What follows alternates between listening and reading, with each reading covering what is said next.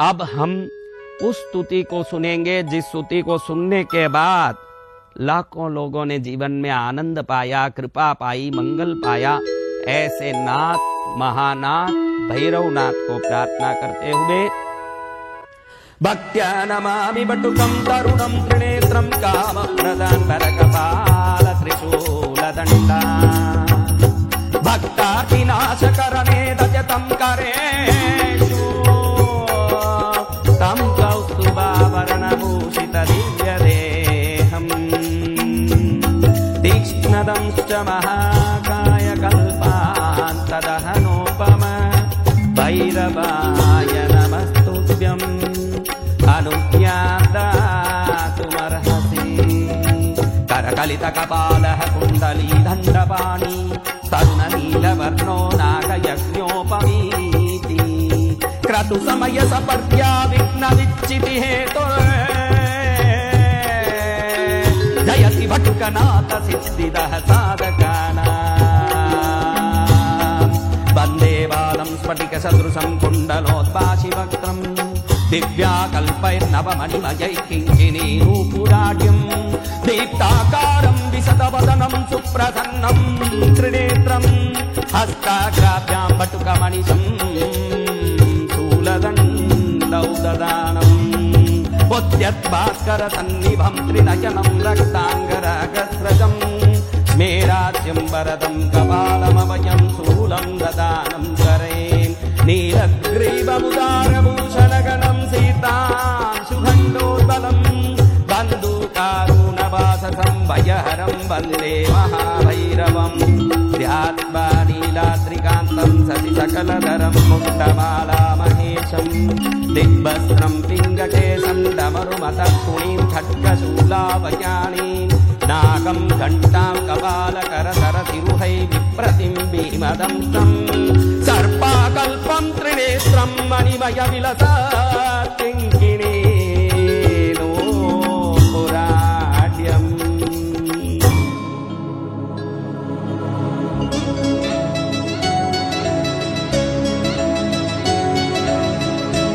ॐ चण्डप्रतिचण्डं करधृतदण्डं कुतरिपुखण्डं सौख्यकरं लोकं सुखयन्तं विलसितसन्तं प्रकटीदन्तं नृत्यकरं धमरुध्वनिमन्तं तरलतरं तं मधुरहसन्तं लोकवरं भज भज भूतेशं प्रकटमहेशं भैरववेशं कष्टहरम्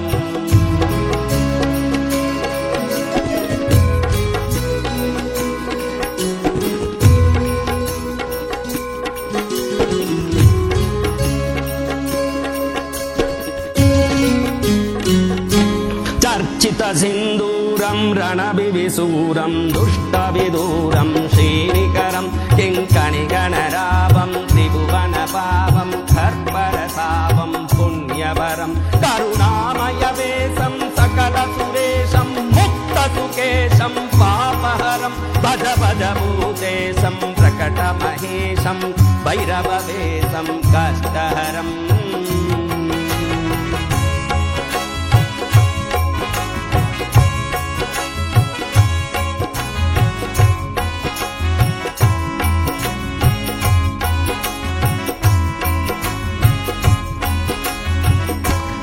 कलिमलसंहारं मदनविहारं पणिपतिहारं शीघ्रकरं कलुषं समयन्तं परिवृतसन्तं मतचङ्गं तं शुद्धतरं गतिनिन्दितहंसं नरनुतहंसं स्वच्छसुखं सनमुण्डकरं भज भज भूतेशं प्रकटमहेशं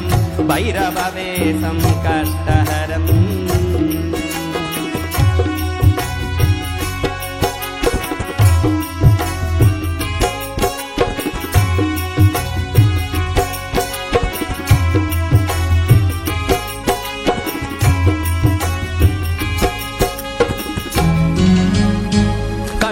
स्तनकुम्भं सुकृतसुलम्बं कालीडिम्बं खड्गधरं मृत भूतपिशाचं स्फुटमृदुवाचं स्निग्धसुखाचं भक्तवरं तनुबाधितशेषं विमलसुदेशं सर्वसुरेशं प्रीतिपरं भज भज भूतेशं प्रकटमहेशं भैरववेशं कष्टहरम्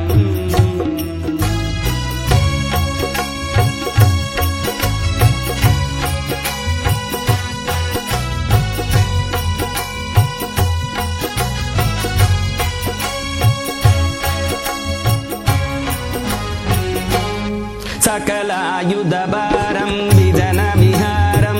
विश्वविसारं पृष्ठबलं शरणागतपालं मृगमदपालं सञ्जितकालं श्रेष्ठबलं पदलोपुरसिञ्जं त्रिनयनकञ्जं गुणिजनरञ्जं पुष्टहरं भज भज भूतेशं प्रकटमहेशं भैरववेशं कष्टहरम्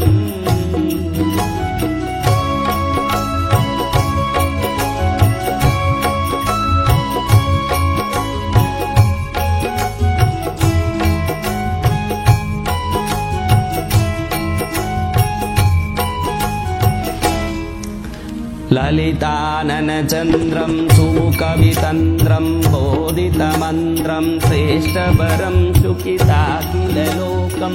परिहतशोकं शुद्धिविलोकं पुष्टिकरं वरदाभयहारं तरलितसारं क्षुद्रविहारं तुष्टिकरं भज भज भूतेशं प्रकटमहेशं भैरववेशं कष्टहरम्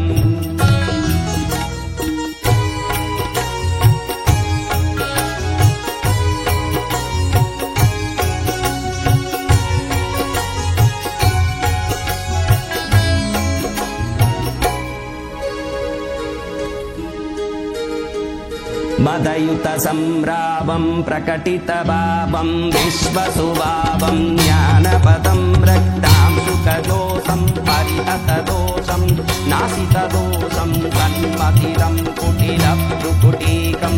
वरदनदीकं विसरन्त्रीकं प्रेमपरं भज भज भूतेशं प्रकटमहेशं भैरववेशं कष्टहरम्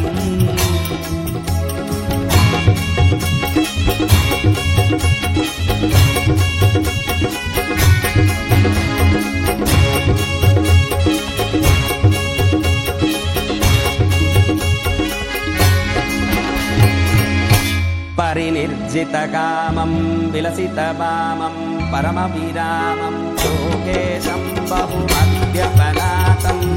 हितसुगातं पुष्टसुनातं वीरेशं कलयन्तमदेशं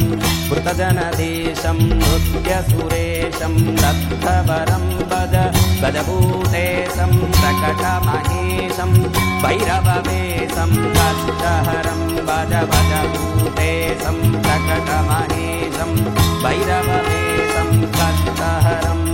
ॐ ह्रीं बं पटुकाय भैरवाय देवी पुत्राय दण्डधराय भक्तावीशकराय वरदाय शङ्कराय भद्रङ्कराय भद्राकाराय महाराजाधिराजाय राजराधीश्वराय त्रैलोक्यनाथाय सर्वशत्रुसंहारकारिणे महात्मदानवासिने जेहि प्रचण्ड प्रचण्ड कः कः वद वद गात्रय गात्रय स्वदेवं सुवीर्ज्वल ज्वल प्रज्वल प्रज्वल प्रसन्नो भव